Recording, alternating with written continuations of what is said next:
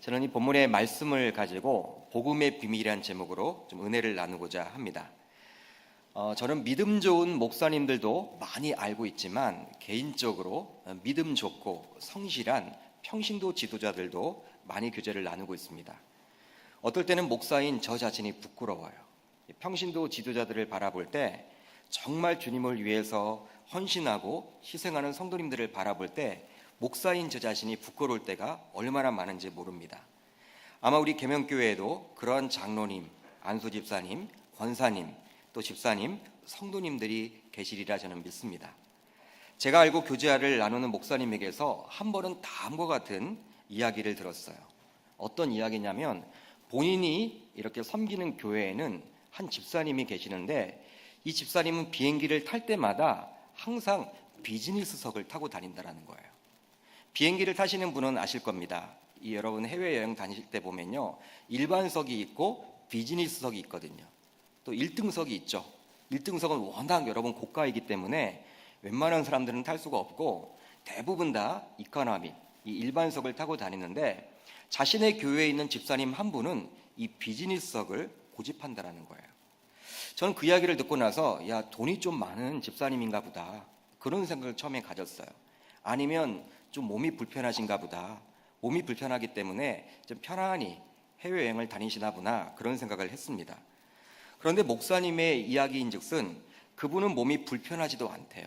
또 여유가 있는 분도 아니라는 것입니다. 알고 보니 사는 것도 빠듯하게 사시더라는 거예요. 그런데 해외 사업차 혹은 선교차 나가실 때는요, 다른 사람들보다도 더 돈을 주고 비즈니스석을 고집한다고 합니다. 처음에는 목사님도 이유를 잘 몰랐대요. 왜 그러냐, 그냥 아껴서 좀 살면 좋은데 굳이 그렇게까지 할 필요가 있을까, 그런 의문이 들었대요. 그런데 그 집사님과 교제를 나누면서 목사님이 머리를 한 대 맞은 것처럼 띵했다고 합니다. 왜 그러냐면 이유가 있는데요, 바로 비즈니스석을 타고 다니는 분들에게 복음을 전하기 위해서, 복음 전하기 위해서 비즈니스석을 타고 다닌다는 거예요. 이분은 그렇게 넉넉하게 살지 못하기에 평소에는 비즈니스석을 타고 다니는 분들 레벨의 사람들과는요, 교제할 기회를 갖지 못했다고 합니다. 여러분 돈이 좀 있는 분들이잖아요. 그분들과 개인적으로 이야기할 기회가 없는 거예요, 평상시에는. 그러기에 일부러 좀 무리를 해서라도 이 비즈니스석을 타서 여행을 하면서 수시간 동안 여러분 복음을 전한다라고 해요. 저는 이 집사님의 이야기를 들으면서 정말 바울과 같은 사람이구나 정말 생각이 들었습니다. 바울은 오늘 본문에서 이렇게 에베소 교인들에게 부탁을 하고 있습니다. 여러분 본문 에베소서 6장 19절로 20절을 보면 이렇게 기록을 하고 있죠. 또 나를 위하여 구할 것은 내게 말씀을 주사 나로 입을 열어 복음의 비밀을 담대히 열리게 하옵소서 할 것이니 이 일을 위하여 내가 쇠사슬에 매인 사신이 된 것은 나로 이 일에 당연히 할 말을 담대히 하게 하려 하심이라. 여러분 이 본문을 해석하기 위해서는 당시 시대적인 상황, 이 바울이 어떤 상황에 처해 있는지에 대해서 좀 아셔야 합니다. 바울은 현재 로마의 오간에 갇혀 있어요. 복음을 전하다 말이죠. 여러분 한번 생각해 보세요. 개인적으로 자신이 잘못해서 오간에 갇혔다라고 하면요, 좀 이해할 만하잖아요. 내가 잘못했으니까, 내가 잘못했기 때문에 오간에 갇혀 있다. 여러분 그냥 위로가 됩니다. 아, 내가 잘못했으니까 벌을 받는구나. 그렇지만 복음을 전했어요. 아무 잘못이 없습니다. 오로지 예수 그리스도를 믿어야지만 구원을 얻는다, 구원을 받는다, 구원 받으려면 예수님을 믿어야 한다, 그것 전하다가 지금 옥에 갇혀 있는 거예요. 보통 사람들 같으면 이런 상황에 처하게 되면 아마 억울하다라고 이야기를 할 겁니다. 억울하다, 내가 뭘 잘못했나? 나는 단순히 복음을 전한 것 뿐인데, 정말 예수 그리스도 그분만이 부활하셨고 그분을 믿어야지만 구원받는다라는 것, 이게 진리인데 이것 전한다고 해서 지금 옥에 갇혀 있어? 억울하다라고 이야기를 할 거예요. 아니면 자신이 개척한 교회인 에베소 교회 교인들에게 좀 로마 정부의 연줄을 넣어서 좀 나 좀 빼달라, 나 좀 편안하게 옥생활을 할 수 있도록 도와달라, 여러분 편의를 봐달라, 이렇게 할 수도 있을지도 모르겠어요. 아마 자신이 살아야지만 복음을 좀 더 전할 수 있기에 그런 생각을 가질 수도 있겠죠. 이런저런 이유를 대면서 자신의 처지에 관심을 갖도록 이야기를 할 수도 있을 것입니다. 그런데 바울은 어떻습니까? 여러분 본문을 보시면 알다시피 쇠사슬에 매어 있다라고 이야기를 하면서도 그는 그 오간에서도 복음의 비밀을 담대히 전할 수 있도록 중보 기도를 해달라고 이야기를 하고 있는 거예요. 할렐루야. 담대함을 달라고 지금 중보 기도를 하고 있는 거예요. 담대함을 달라. 한마디로 복음의 비밀을 알기에 그는 복음에 미쳤다고 해야 될까요? 그 복음의 비밀을 전할 수만 있다면 자신의 처지는 아무것도 아니라는 거예요. 단순히 내가 지금 오간에 있는데 내 걱정하지 말고 이 오간에서도 복음의 비밀을 담대히 전할 수 있도록 나에게 용기를 좀 주면 좋겠다. 너희들 좀 중보 기도를 해달라. 지금 그 이야기를 하고 있는 거예요. 그러면서 자신은 현재 오간에 갇혀 있으면서도 자신의 신분이 무엇이라고 이야기를 합니까? 바로 쇠사슬에 매여 있는 사신, 즉 하나님의 대사라고 이야기를 해요. 쇠사슬에 매인 사신이 된 것은 이란 표현은요, 바로 자신이 오간에 갇혀 있지만 대사라는 복음의 대사라고 고백을 해주고 있는 거예요. 여러분, 대사는 무엇입니까? 예를 들어서 우리가 미국에 지금 대통령이 대사를 파견하지 않습니까? 누구를 대신해서 가 있는 거예요? 한국에 있는 대통령을 대신해서 그 나라에 가 있는 거예요. 그런데 자신은 지금 오간에 갇혀 있는 사신이 되었다라고 이야기를 하고 있다는 것은 다른 것이 아니라 무엇이냐면 하나님 나라, 이 하나님 나라를 대신해서 자신이 지금 감옥 안에 오간에 갇혀 있음을 지금 그는 고백하고 있는 것이죠. 본문 19절과 본문 20절을 보다 자세히 보십시오. 한번 우리 자막을 한번 띄워주시면 좋을 텐데 19절과 20절을 자세히 보시면요, 여러분 어떻게 나와 있습니까? 두 절에 모두 나오는 단어가 있으니 바로 무엇입니까? 담대히라는 단어예요. 한번 따라합니다. 담대히. 바로 두려움이 없이란 뜻이죠. 그러니까 두려움이 없이. 그러니까 복음을 전하는 것에 있어서도 바울은 지금 두려웠나 봐요. 여러분 왜 두렵지 않겠습니까? 여러분 오간에 갇혀 있는 사람들이 이 바울과 같은 사람만 있는 것이 아니잖아요.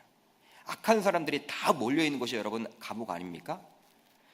혹시 이 감옥 생활, 이 교도소 여러분 사역을 하신 분들의 이야기를 들어보면요, 대부분이 여러분 다 억울하대요. 억울하대. 정말 여러분 억울해서 갇혀 있는 분들도 있지만 자신이 잘못해서 그곳에 있는 분들도 있거든요.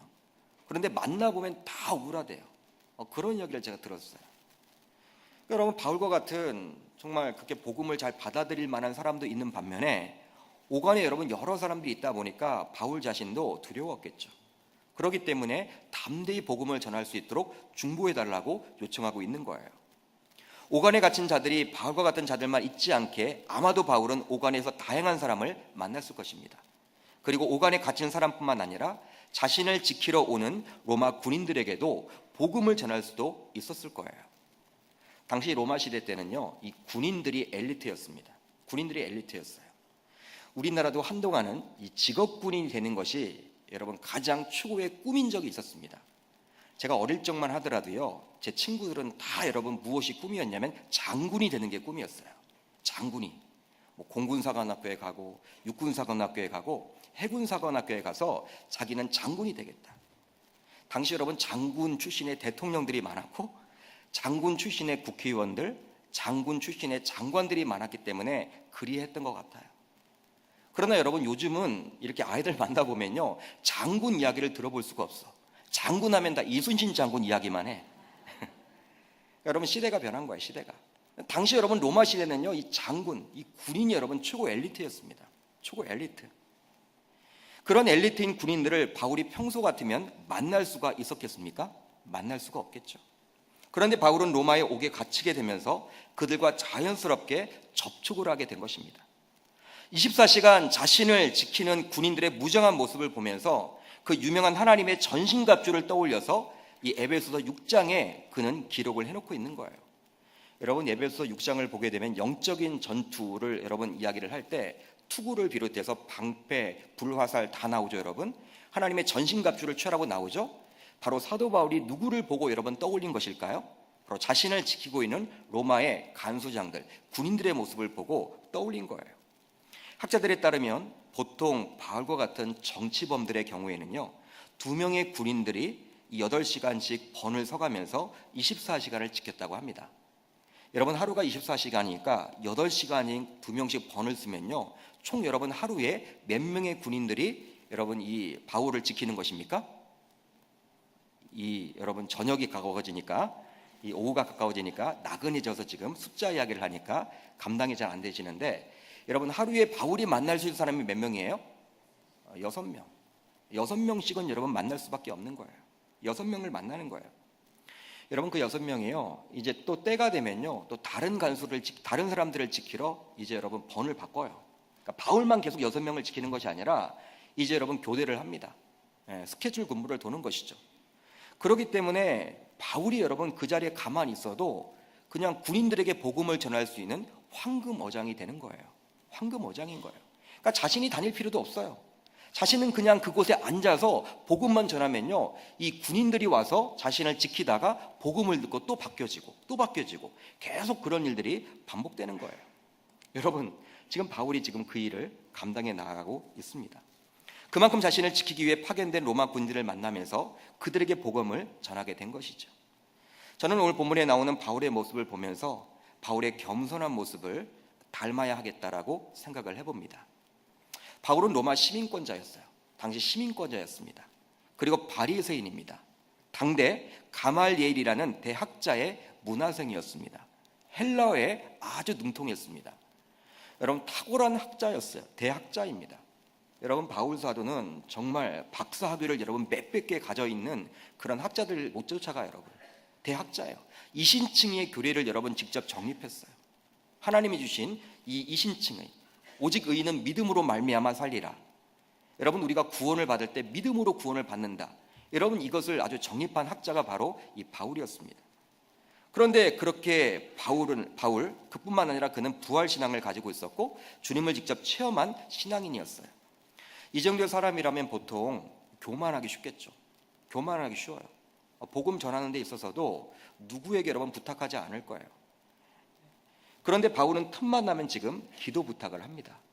자신이 개척했던 에베소 교회 교인들에게뿐만 아니라 골로새서 4장 3절을 보면 바울은 골로새 교회 교인들에게도 기도 부탁을 하고 있어요.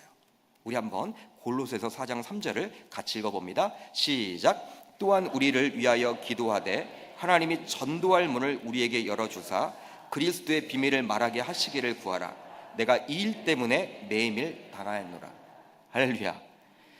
여러분, 골로새서도 마찬가지로 옥중에서 기록한 하나님의 말씀이죠. 골로새 교인들에게 기록한 하나님의 말씀이에요. 그들에게도 지금 동일하게 부탁을 하고 있습니다. 그러니까 에베소 교회 교인들에게도 기도 부탁을 합니다. 무엇 때문에? 복음 잘 전할 수 있도록 해달라고, 복음의 비밀을 담대히 전할 수 있도록 해달라고. 골로새 교회 교인들에게도 역시 동일하게 기도 부탁을 해요. 중보를 요청하죠. 바로 복음을 잘 전할 수 있도록 해달라고. 바울을 통해서 바로 복음 전한 자의 모습, 복음을 전하는 자의 모습, 즉 겸손함을 배울 수 있는 거예요. 사랑하는 성도 여러분, 그렇다면 바울은 왜 그리 중보 기도를 부탁하고 있는 것일까요? 왜 중보를 지금 부탁하고 있는 것일까요? 바로 복음의 비밀을 전하는 것은 똑똑하다고 해서 할 수 있지 않음을 그는 알았기 때문입니다. 바로 영적인 일이기 때문에 그리 하는 것이죠. 보통 우리들은 이 복음 전하는 것은요, 똑똑해야지만 잘 전할 수 있다라고 여기곤 해요. 물론 여러분, 똑똑하면요 유리할 수도 있죠. 그렇지만 그건 다가 아닙니다. 많이 배웠다고 해서, 똑똑하다고 해서, 능력이 있다고 해서 전할 수 있지 않기에 바울은 세상적인 관점에서는 능력자였지만 그것에 의존하지 않고 기회가 닿는 곳곳마다, 기회가 닿을 때마다 기도 부탁을 하고 있는 거예요. 중보 요청을 하고 있는 것이죠. 우리는 보통 중보 기도를 부탁할 때 어떠한 제목들을 가지고 중보 기도를 요청합니까? 여러분, 중보 기도실에 가보면 중보 기도를 여러분 대부분 요청하잖아요. 그거 하지 말라는 말이 아니에요. 열심히 하십시오. 대부분 여러분 어떻게 할 때 합니까? 육신의 질병이 있을 때, 부모가 아플 때, 자녀들이 취직을 해야 될 때, 자녀들이 대학 입시를 치르게 될 때 보통 자신의 문제를 가지고 중보 기도를 요청하죠. 그렇지만 바울은 자신의 문제를 놓고 중보 기도를 요청하지 않습니다. 바로 하나님 나라 확장을 위해서 그는 중보 기도를 요청하고 있는 거예요. 여러분, 이것이 얼마나 아름다운 모습입니까? 저는 이 에베소서 말씀을 보면서 참 여러분 참 아름답더라고요. 야, 바울이 대단하다. 오간에 갇혀 있으면서 자신이 잘못해서 오간에 갇힌 것도 아니고 자신의 잘못은 아무것도 없음에도 불구하고 오간에 갇혀 있으면서도 어떻게 기도 부탁을 자신의 안위마를 위해서 하지 않고 어떻게 복음을 잘 전할 수 있도록 요청을 할 수 있을까? 참 대단한 인물이 바로 바울이구나 저는 깨닫게 되었어요. 참 겸손하구나. 여러분, 이런 바울의 모습과 같은 모습을 가지고 우리 계명교회 성도님들도 복음의 현장으로 나아갔으면 좋겠습니다. 바로 농어촌 전도 사역팀과 고등부 단교 선교팀은요, 내년도에도 이런 바울과 같은 겸손한 모습을 가지고 복음에 사로잡혀서 복음의 비밀을 담대히 전할 수 있기를 주의 이름으로 축복합니다. 이번에 가신 분들 모두 다 내년도에도 참여하겠다는 마음을 지금부터 가졌으면 좋을 것 같아요. 우리 방금 전 이미라 성도님이 간증을 하셨는데 여러분 참 은혜롭잖아요. 처음 가셨습니다. 처음 가셨는데도 은혜를 받고 주님 주신 그 은혜를 경험하니까 내년도 휴가도 농어촌 전도 사역에 맞추겠다라는 그의 간증. 이게 여러분 우리에게 울림이 되지 않습니까? 그렇다면 바울이 전한 복음의 비밀은 어떠한 특징을 가지고 있을까요? 특징이 있어요. 특징. 한마디로 중독성이 있습니다. 한번 따라합니다. 중독성. 여러분 중독이라고 들어보셨어요? 중독. 중독이란 단어는 보통 부정적인 단어로 많이 쓰이죠. 어떤 중독이 여러분 있습니까? 도박 중독. 아주 무섭습니다. 술 중독. 담배 중독. 게임 중독. 일 중독. 저도 약간 일 중독은 있는데 걱정이 돼요. 여러분 세상에 존재하는 모든 중독은 좋지 않아요. 제가 알고 있는 분은 미용 중독이 있어요. 미용 중독. 예뻐지려고. 쇼핑 중독도 있어요. 여러분 쇼핑 중독을 이렇게 가지고 있는 아내를 맞이하면요 남편은 힘들어집니다. 여러분 재정이 펑크가 나요. 어떻게 할 수가 없어요. 의료 중독도 있어요. 의료 중독. 우리가 보기에는 너무나 아름다운데 계속 자기는 만족을 못하는 거야. 아, 이번 여름에는 무엇을 고칠까? 여러분 이렇게 좋지 않은 의료 중독도 있습니다. 그러나 여러분 딱 한 가지 좋은 중독이 하나 있는데 어떤 거냐면 바로 복음 중독이에요. 할렐루야. 한번 따라합니다. 복음 중독.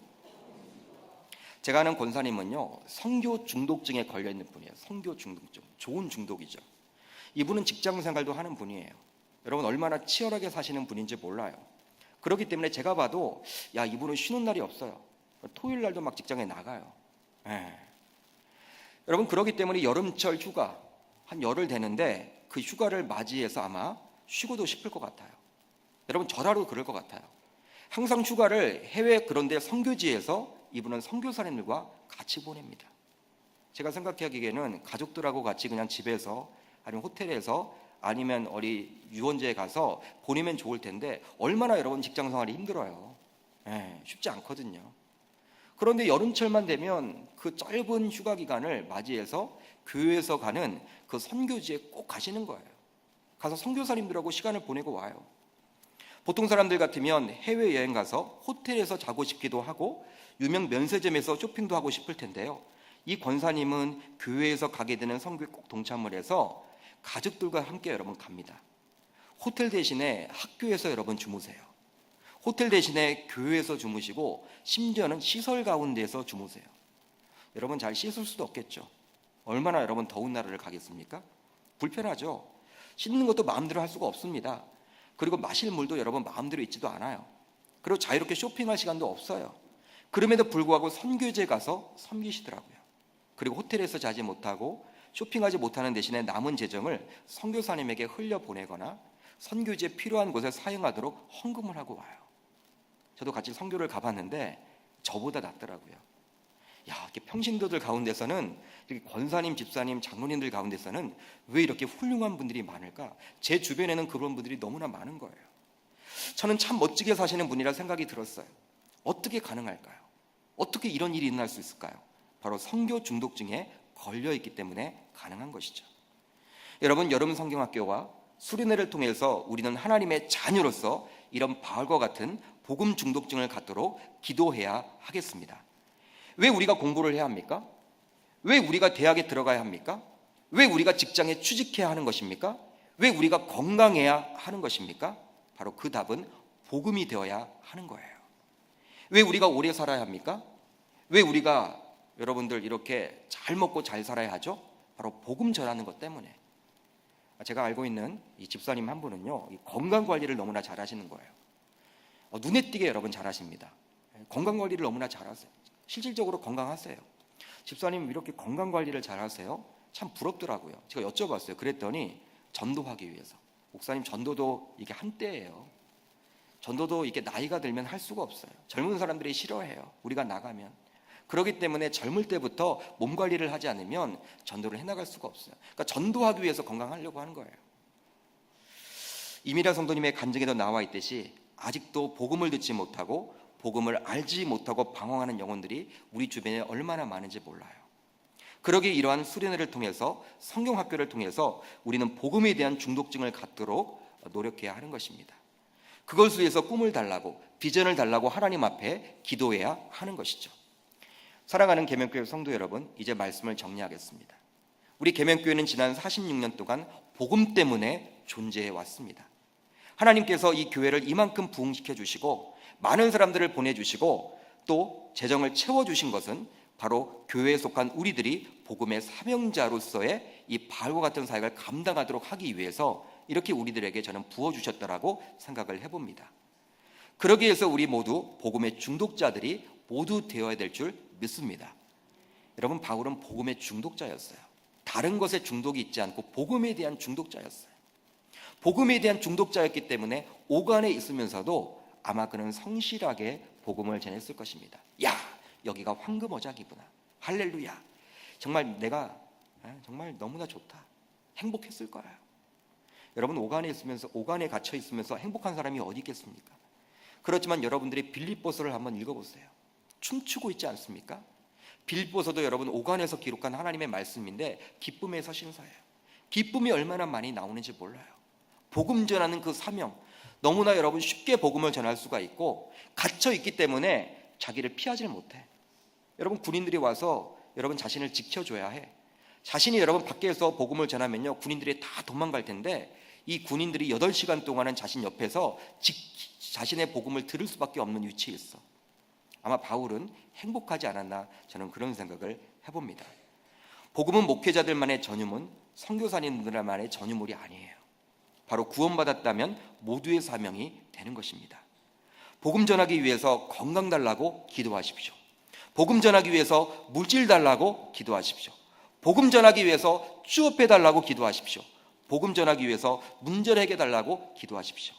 우리 주님이 가장 기뻐하시는 일이 바로 복음 전파이기 때문에 이 복음 전파를 놓고 우리가 기도하고 간구한다면 하나님께서는 우리의 기도에 반드시 응답을 주시리라 저는 믿습니다.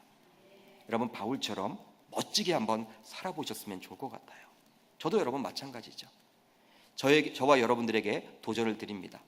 우리 하나님은 이렇게 이야기를 하고 있어요. 바로 바울을 닮았으면 좋겠다라고.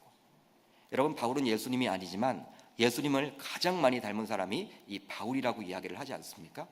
이 바울을 롤모델로 삼아서 저와 여러분들도 달려나아갈 수 있기를 주님의 이름으로 축복합니다. 복음의 비밀을 모두 알고 그 복음의 비밀을 위해서 살아가는 저와 여러분들이 되어서 내년도 사역을 기대하시면 좋겠고, 또 내년도 농어촌 전도 사역과 또 우리가 단기 선교와 여름 성경학교와 수련회를 위해서 많은 분들이 기도를 하셨는데 계속해서 기도를 해주시길 바라고, 하나님, 내가 금년도에는 내가 건강 때문에, 내가 물질 때문에, 환경 때문에 동참하지 못했다면 내년도에는 꼭 동참할 수 있도록 체력을 주시고 모든 물질도 채워주시고 모든 환경도 열어주시고 그렇게 기도하는 저와 여러분 되시기를 주의 이름으로 축복합니다. 복음 하나로 살고 복음 하나로 죽는 저와 여러분들이 다 되시기를 주의 이름으로 축복합니다.